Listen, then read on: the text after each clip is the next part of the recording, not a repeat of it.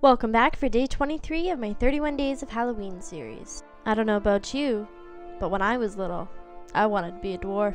So if one of your favorite Lord of the Rings characters isn't Gimli, then, we just can't be friends. Product details and all that fun stuff will be in the video description below. So without further ado, let's get hairy. So to start this look off, I've actually prepped the beard hair ahead of time since I wanted to cut down the application time.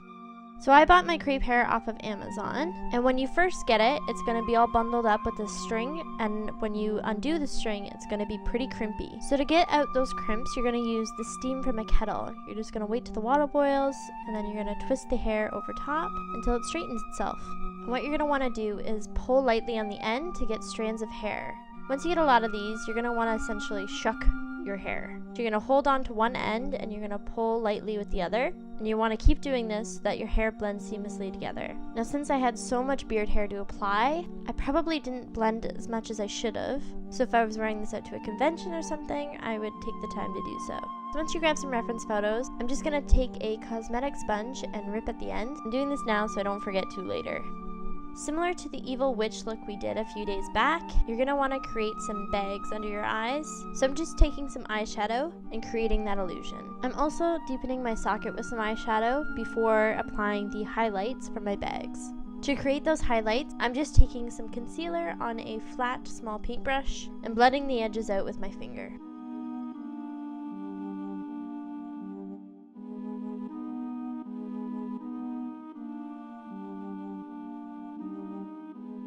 The next step I'm doing to age my face is to create crow's feet.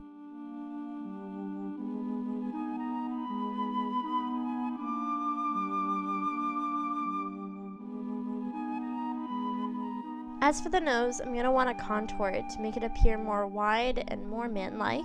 Make sure you blend out all your edges so that it looks like a seamless application. I'm also defining the sides of my nose as well. As you can see, this step is very similar to the evil witch. So if you want to see a more in-depth tutorial on how to age the face, you can go check out that evil witch makeup if you haven't done so already.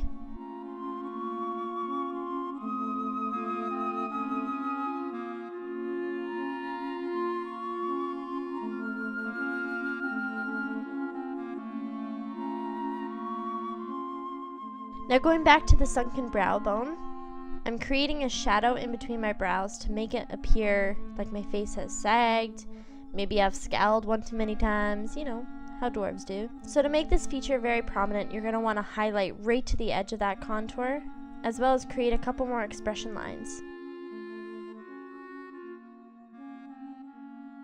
Now I'm just adding a couple forehead wrinkles to marry the upper portion of my face to the middle portion, because it would look pretty darn silly if you had a 21-year-old forehead.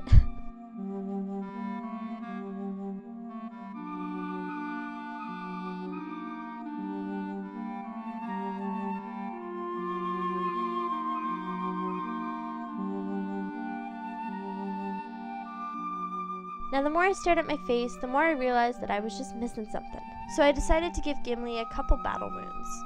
So to do this, I decided to use some rigid collodion. Essentially, rigid collodion is a solution that's going to contract your skin to make it look indented, cut, or even scarred. And I only needed about 1 or 2 coats to make a pretty good mark. So while I waited for that to fully dry, I took the sponge I ripped up at the beginning, dipped it in some brown body paint, and created some dirty marks around my face. I also went in with a fan brush and some eyeshadow to dirty up my face even more.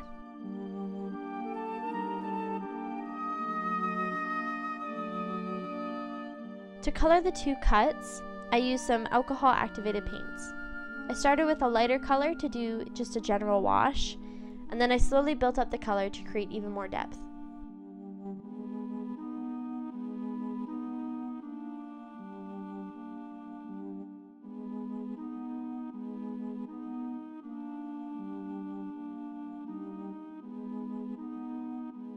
As for the brows, I decided to just use some eyeshadow and build them up that way.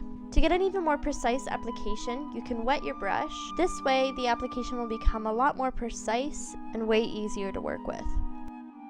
The moment we've all been waiting for. The beard! To apply the crepe hair, I've decided to use some Pros-Aide Adhesive, but you can also use spirit gum if you so wish. To make the hair stick better and longer, you're going to want to clean off any oils on your face. So I just quickly swiped some 70% isopropyl alcohol and took off any of that oil. To start the beard off, you're going to want to take a little bundle of hair, snip off the ends, maybe separate it a little bit, and then you're going to want to apply a small patch of Pros-Aide, wait till it dries, and then lay your crepe hair down. So what I actually recommend is to lay your Pros-Aide down first. That way, in the time it takes to dry, you can already be prepping your hair and keep the ball rolling. The other tip I have for you guys is to lay your hair down as if you were laying bricks, and also start from the bottom and work your way up. That way it's going to hide any holes or any seams, and you're going to have a very nice, dense beard.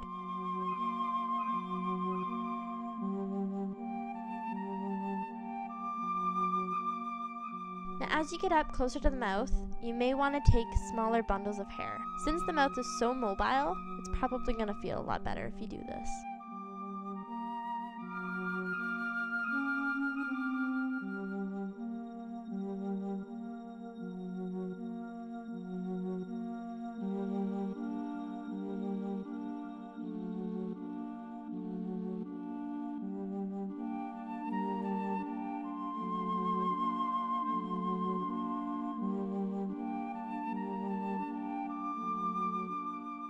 To prep the beard braids, it's really simple. All you're going to do is take 3 strands each and braid it. I would also recommend going smaller with your braids. It took a lot of Pros-Aide to lay these down, but just be patient and you'll finally get it. And there you go. You're a sexy bearded dwarf. See you guys tomorrow.